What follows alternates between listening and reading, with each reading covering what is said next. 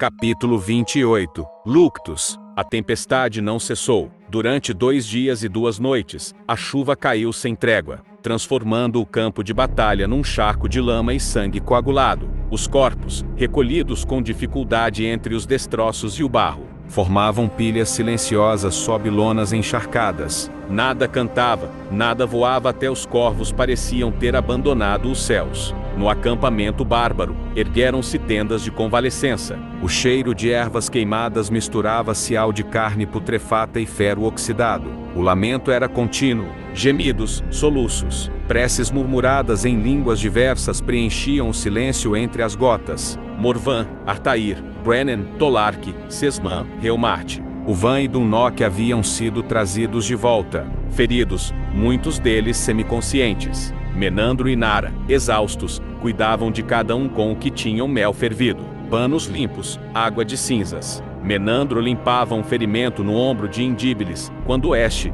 febril, sussurrou: achamos que aguentaríamos mais tempo.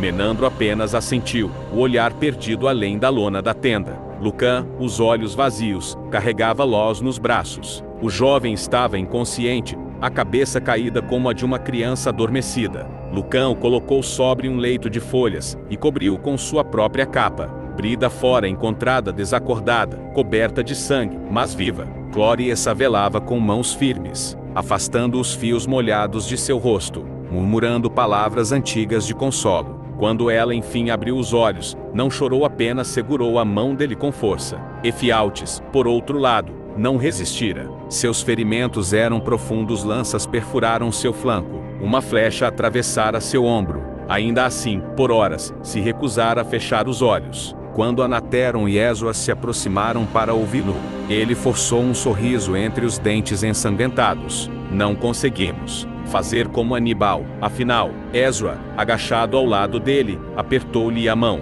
Você segurou a linha sozinho. Efialtes sorriu. Débil. Tentamos. E então, com os olhos abertos, expirou. Anateron fechou suas pálpebras com a palma áspera da mão, em silêncio. Nenhuma cerimônia, apenas respeito. Cael encontrou o corpo de Brennus ao entardecer do segundo dia. Estava caído ao lado de 2 legionários mortos, o machado ainda cravado em um deles. Quando Cael o abraçou, o corpo estava frio. Ele chorou como uma criança. Cesto, coberto por uma capa pesada, vasculhava o campo enlameado com os olhos vermelhos e os pés feridos. Seu nome era repetido pelos batedores. Ioruerte, Ioruerte, ele gritava, empurrando corpos, olhando em valas, entre escudos partidos e estandartes rasgados. Iorwreth, mas não havia resposta. Kazul, Luxas, Ioruerte, todos dados como desaparecidos.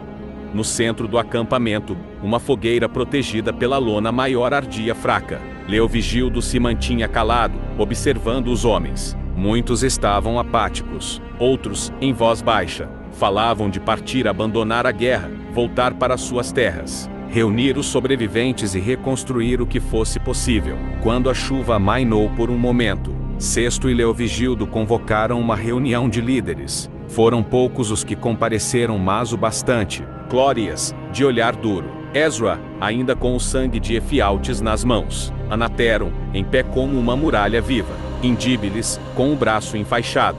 Menandro, coberto de manchas. Nara sentou-se à sombra, em silêncio. Brida também veio, apoiada por Clóries. Cesto olhou para todos, a expressão gasta pela dor, e disse: perdemos muitos, homens e mulheres valorosos. Amamos cada um deles, mas ainda estamos aqui, e Roma ainda não venceu. Um murmúrio de assentimento se espalhou. Esta noite é de luto, continuou, mas amanhã decidiremos se essa guerra continua, ou se também partiremos. Leovigildo cruzou os braços. Eles não venceram, mas se ficarmos parados, perderemos tudo. Esdras limpou a voz. A muralha permanece. As legiões estão ali, e nós estamos fracos. Clóries olhou para Brida e falou baixo: mas não quebrados. Cesto assentiu. Amanhã, ao amanhecer, decidiremos juntos. Por agora, honremos os mortos, e cuidemos dos vivos. Do lado de fora, a chuva voltou a cair, não com a fúria de antes, mas como um lamento calmo,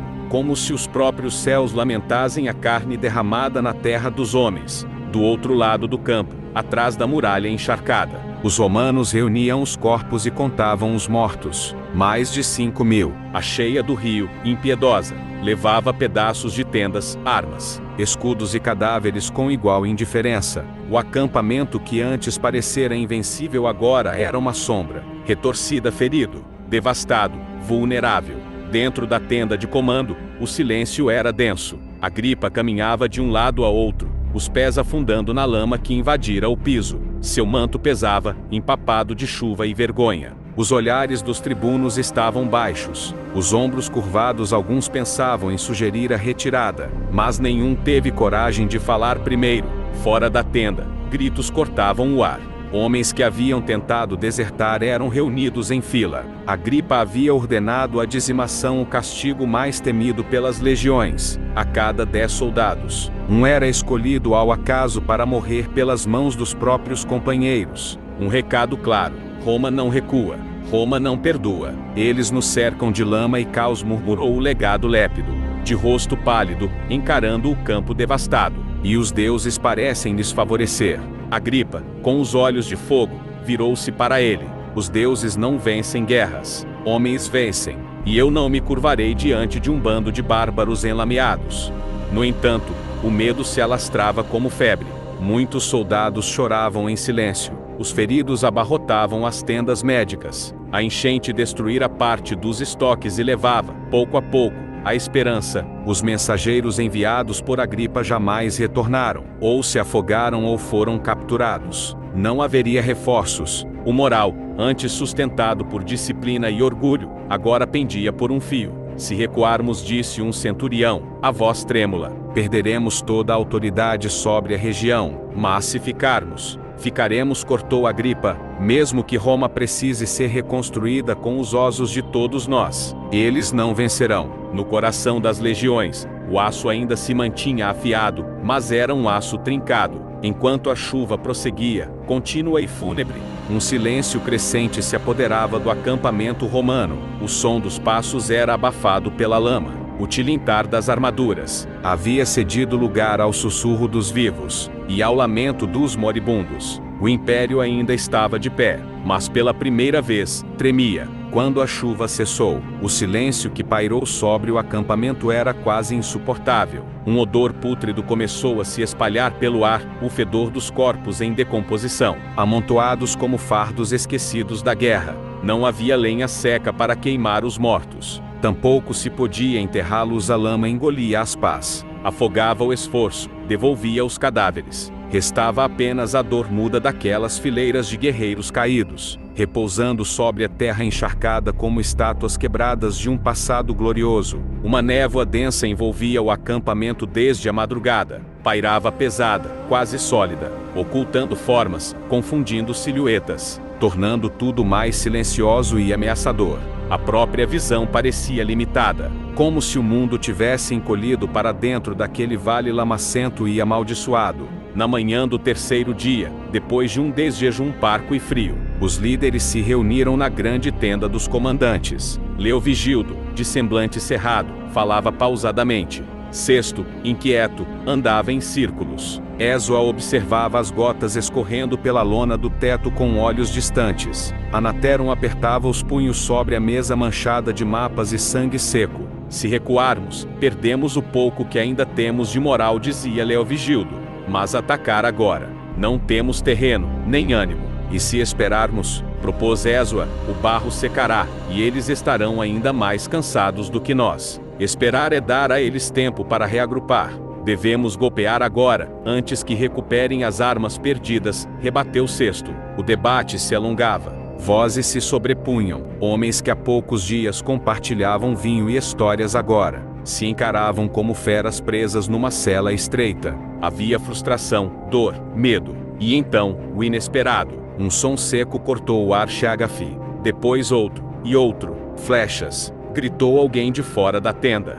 Antes que pudessem reagir, o céu pareceu escurecer por um instante. Uma chuva de flechas desceu sobre o acampamento. Gritos irromperam, peles foram rasgadas, madeiras foram cravadas. Barracas começaram a arder, os cavalos se alvoroçaram, as trombetas soaram logo em seguida um som gutural e distante, que se aproximava com fúria. Mais de 1000 cavaleiros surgiram no horizonte, como uma onda de ferro e couro, rompendo a névoa como um prenúncio do fim. A terra, ainda úmida e frágil, tremeu sob o peso da investida. O caos, que por instantes havia cessado, agora retornava com o rugido da guerra. E então, nada mais.